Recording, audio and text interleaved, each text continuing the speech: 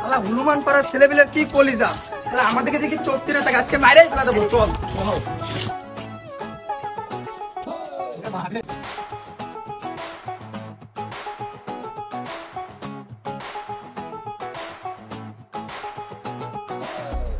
এই ছেলেপিলে, তোরা এদিকে আয় তো। তোদের এদিকে আয়, এদিকে আয়। এক জায়গায় দেখি তোরা যেখানে থাকিস এরকম আড্ডা, তোদের তোদের কি খাইয়ে দেয় কোনো কাজ নেই? হ্যাঁ, সব সময় দেখি ভাব আড্ডা তোরা দিয়ে যাচ্ছিস, এখানে ওখানে যেখানে সেখানে তোদেরকে দেখা যায় এরকম ভাব আড্ডা দিচ্ছে কেন? সমস্যা কি তোদের?